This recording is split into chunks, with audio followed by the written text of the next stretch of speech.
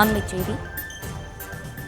இன்று காலை 2:30 மணியளவில் வங்கக்கடலில் மோந்தா புயல் உருவாகியிருக்கிறது. கூடுதல் விவரங்களோடு இணைகிறார் நம்முடைய செய்தியாளர் லதா.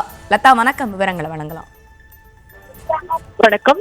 இன்று அதிகாலை 2:30 மணியளவில் மோன்தா புயலானது வங்கக்கடலில் உருவாகி இருக்கிறது. தற்பொழுது இந்த புயலானது சென்னைக்கு கிழக்கே தென்கிழக்கே 600 கிலோமீட்டர் தொலைவில் மையம் கொண்டு இருக்கிறது. அது மட்டுமல்லாமல் அந்த புயலினுடைய வேகம் என்பது மேற்கு வடமேற்கு திசையில் மணிக்கு 16 கிலோமீட்டர் வேகத்தில் நகரக்கூடிய ஒரு சூழலில் இருக்கிறது. முக்கியமாக தென்மேற்கு வங்கக்கடல் மற்றும் அதனை ஒட்டிய தென்கிழக்கு வங்கக்கடலில் ஆழ்ந்த காற்றழுத்த தாழ்வு மண்டலம் நிலவி கொண்டிருந்த நிலையில் தற்பொழுது இன்று அதிகாலை 2:30 மணியளவில் அது புயலாக வலுப்பெற்று இருக்கிறது. புயலுக்கு பெயர் வைக்கும் முறைப்படி இந்த முறை வங்கக்கடலில் உருவாகி இருக்கக்கூடிய அந்த புயலுக்கு தாய்லாந்து நாடு பரிந்துரைத்த மோன்தா என்ற பெயரானது வைக்கப்பட்டிருக்கிறது. இந்த புயலானது வங்கக்கடலில் கடந்த 3 மணி நேரத்தில் மணிக்கு 16 கிலோமீட்டர் வேகத்தில் மேற்கு வடமேற்கு நோக்கி நகர்ந்து காலை 2:30 மணியளவில் அதே பகுதியில் நிலவுகிறது. மேலும் சென்னையிலிருந்து இந்த புயலானது 600 கிலோமீட்டர் தொலைவில் தென்கிழக்கே 600 கிலோமீட்டர் தொலைவிலும், ஆந்திராவினுடைய காக்கிநாடா பகுதியிலிருந்து 680 கிலோமீட்டர் தொலைவிலும், மேலும் விசாகப்பட்டினத்தில் இருந்து தென்கிழக்கே 710 கிலோமீட்டர் தொலைவிலும், மேலும் அந்தமான் நிக்கோபர் தீவுகளில் இருந்து மேற்கே 790 கிலோமீட்டர் தொலைவிலும், ஒடிசாவின் கோபால்பூர் பகுதியிலிருந்து தெற்கே 850 கிலோமீட்டர் தொலைவிலும் இது மையம் கொண்டிருக்கிறது. இது அடுத்த 12 மணி நேரத்தில் மேற்கு வடமேற்கு திசையில் நகர்ந்து அதே பகுதியில், அதாவது வங்கக்கடலினுடைய மத்திய பகுதியில் அது நிலவக்கூடும் என்றும், அதற்கு பிறகு இது வடமேற்கு திசையில் நகர்ந்து பின்னர் வடக்கு வடமேற்கு திசையில் நகர்ந்து நாளை காலை தீவிர புயலாக இது வலுப்பெறும் என்றும் எதிர்பார்க்கப்படுகிறது. முக்கியமாக தீவிர புயலாக வலுப்பெற்ற பிறகு இது ஆந்திராவினுடைய காக்கிநாடா அருகே மசிரப்பட்டினம் கலிங்கப்பட்டினம் இடையே இது கரையை கடக்கக்கூடும் என்றும் தெரிவிக்கப்பட்டிருக்கிறது.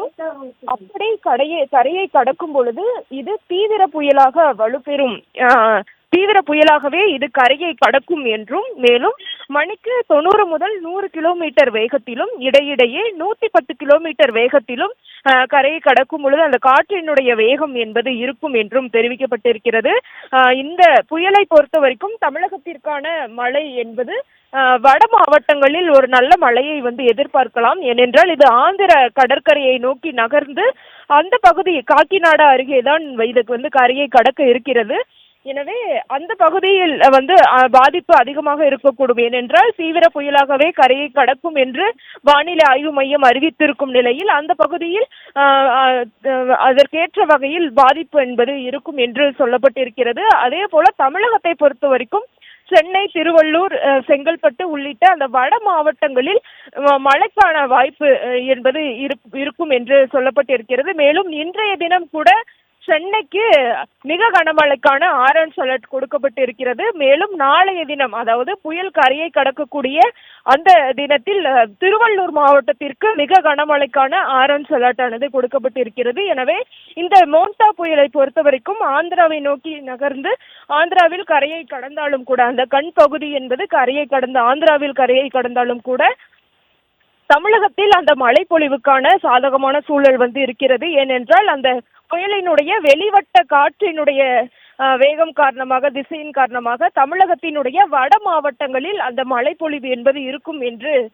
நாம் புரிந்து கொள்ளலாம். எனவே சென்னை, திருவள்ளூர், செங்கல்பட்டு, காஞ்சிபுரம், ராணிப்பேட்டை உள்ளிட்ட மாவட்டங்களில் இன்றைய தினம் மழைக்கான வாய்ப்பு இருக்கிறது. அதே போல சென்னையை பொறுத்த வரைக்கும் இன்றைய தினம் மிக கனமழைக்கான ஆரஞ்ச் அலர்ட்டும் கூட கொடுக்கப்பட்டிருக்கிறது. மேலும் நாளைய தினம் திருவள்ளூர் மாவட்டத்திற்கு மிக கனமழைக்கான ஆரஞ்ச் அலர்ட் ஆனது கொடுக்கப்பட்டிருக்கிறது. எனவே வங்கக்கடலில் உருவாகி இருந்த ஆழ்ந்த காற்றழுத்த தாழ்வு மண்டலமானது மோன்தா புயலாக வலுப்பெற்று தற்பொழுது வடமேற்கு திசையில் நகர்ந்து கொண்டிருக்கிறது. மேலும் அது தொடர்ந்து தீவிர புயலாக வலுப்பெறும் என்றும் தெரிவிக்கப்பட்டிருக்கிறது.